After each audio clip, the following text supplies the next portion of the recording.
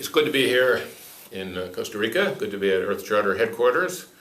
A document I've admired for a long time, and I had the good fortune to meet with Stephen Rockefeller about this, so quite some time ago, probably in the late 1990s. And I've thought for a long time it's a really just crucial vision of the human future on the planet Earth, and I'm very fortunate to be here for a conference of the Global Ecological Integrity Group and to be sharing this space with you. So one of the many things we lack in moving into the Anthropocene, into the era of when we've explicitly recognized the human domination of the Earth, that we've created a number of variations in the Earth's biogeochemical systems that are threatening the future well-being of life, right? And we're the principal change agent on the planet now for the first time in history.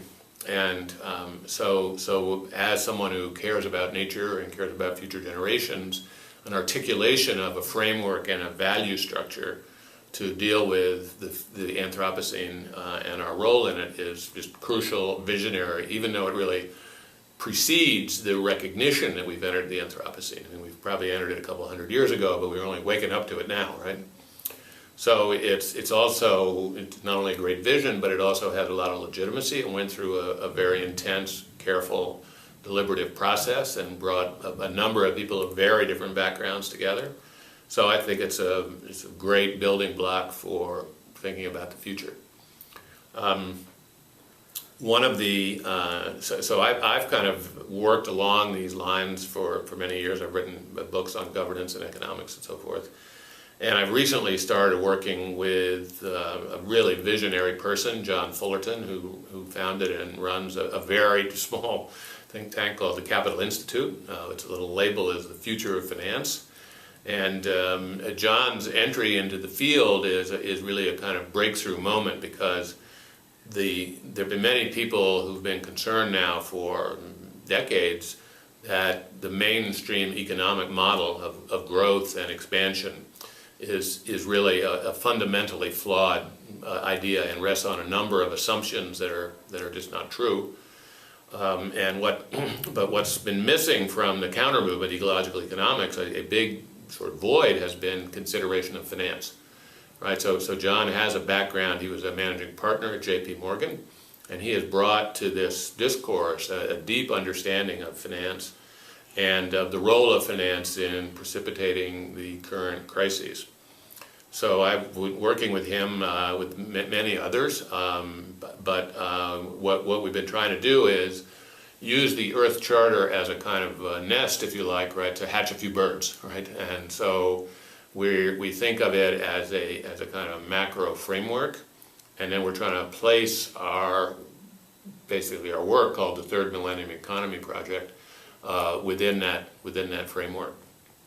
So the subtitle of our project is Ethics, Economics, Finance, and Governance for the Anthropocene.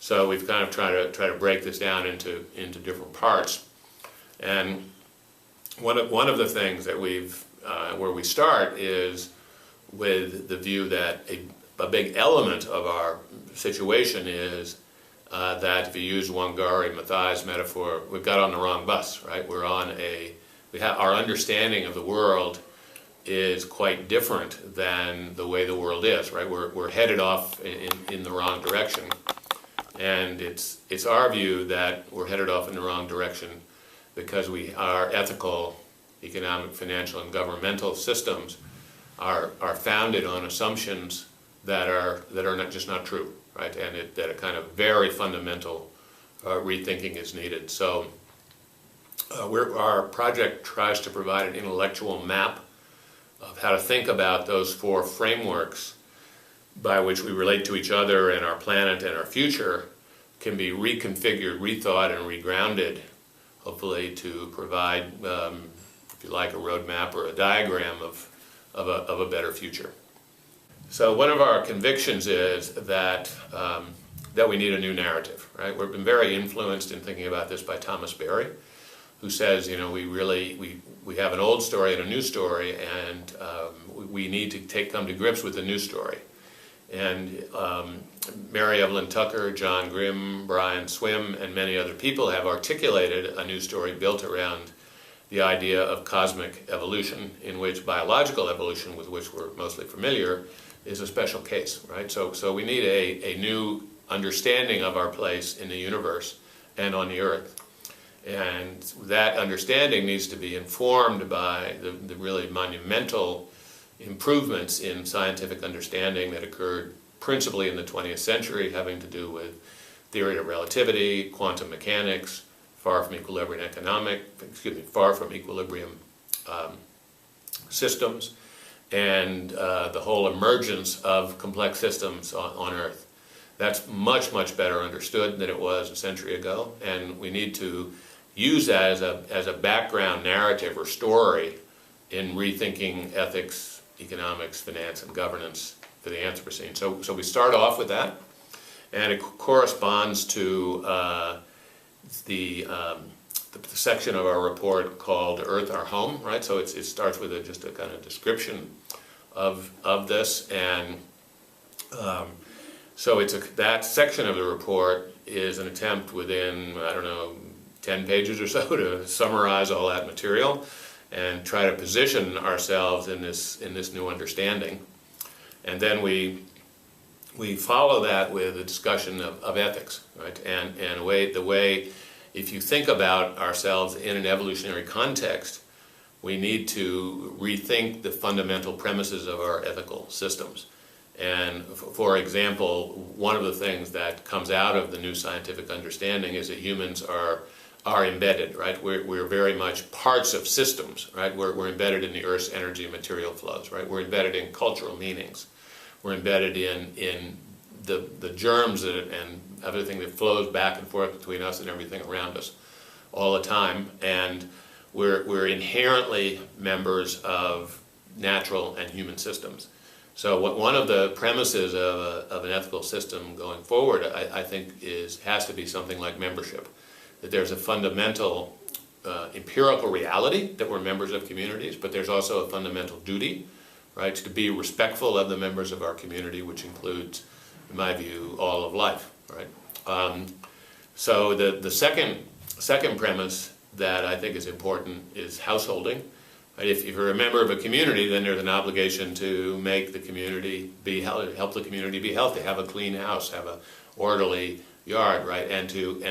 But to use that as a metaphor for an earth care ethic, right? That the community of life lives on Earth, and it's our job to pay attention to the requirements of the flourishing of life, right? So we should be concerned with the well-being of all persons in terms of their ability to flourish, but also all other living things also. And so looking after the house is sort of the metaphor for that. And then the third one is entropic thrift. That this means that we should, life on Earth is supported by the conversion of low entropy things like sunlight, grass, coal, oil, and so forth into usable energy, and that allows complex organisms like you and me to survive and to flourish. But then it inevitably involves putting the waste somewhere. So the perfect example of this is climate change. It's caused by burning low entropy coal and oil. We use it to power an industrial society, but it creates a waste stream, and the waste stream is overwhelming the capacity of the planet to withdraw, to synthesize and manage the waste, right? So this is what Georgescu-Roegen calls the flamboyant period, right, where we're just tearing through this resource, right, at an enormous speed and creating a tremendous amount of unmanageable waste. So entropic thrift says there's a duty to look after the long-term well-being of life. And so I replaced those, I chose those as three on purpose because I wanted to counter what's in the U.S. Declaration of Independence as life, liberty, and the pursuit of happiness, right? I think these ideas, as articulated by Jefferson in the Declaration of Independence, are not compatible with current scientific understandings of reality, right? So there's a way in which I've become, through this process, become quite radicalized and thinking that many of the founding documents of the U.S. polity, the U.S. governmental system, right, are based on assumptions that were reasonable to make in the 18th century, but aren't reasonable to make now, right? And we've been unable to adjust our understanding of ourselves and our governments in that way. So this is quite hopefully a revolutionary agenda that shouldn't be objectionable to Jefferson, right? Since he was a revolutionary himself in a way. But we would leave many of his assumptions and those of his time behind us. So the Declaration of Independence was fashioned in 1776, very famously in Philadelphia. That was not a great year for humanity, right? Because we got on to a way of thinking about ourselves that's become a model for many places in the world that's really turns out to be not that well grounded in how the world actually works. The second thing that wasn't so great that year was the writing of The Wealth of Nations by Adam Smith, which has a model of human behavior and human well-being that has proved to be, at least the way it's been used, proven to be legitimates expansion, legitimates kind of free market attitudes. Not that Smith actually would have accepted all of that, but it's provided a sort of foundation for that whole set of ideas. And the third unfortunate thing was hooking up a steam pump to a coal mine, so James Watt developed the steam engine. That's another famous event. And in 1776, a relatively efficient steam engine was hooked up to a coal mine in England, and it allowed for pumping water out of the coal mine, which meant that the coal could be mined in large quantities. And that was the severance between the sunlight economy and the fossil fuel economy. That's when we stopped living off sunlight, current sunlight, and started living off stored sunlight. And that is what has allowed the industrialization of the world, and that's what's allowed a huge increase in human population. So it was a revolutionary but not altogether good development. So that sort of follows, that's followed by a little short chapter called Living Safely and Justly on Earth. And that has sort of two basic arguments to it. One is that to live safely on Earth, you have to live within the planetary boundaries. And again, the best example of that is climate change. We can't have more carbon dioxide going into the atmosphere than nature can take out. And we've gone well past what appear to be the safe limits of that and are going forward at a very rapid rate. So we're living very unsafely, but we're also living very unjustly because there are very large numbers of people in the world who have insufficient medical care, insufficient potable water, insufficient food supply, and so forth. So we need to think of this as there needs to be kind of a ceiling and a floor. And the present world order is not behaving satisfactorily by either standard. So that's the sort of our take of Earth, our home, right? We're sort of where we are now, right? And with the challenges that we have, or the problems that we have.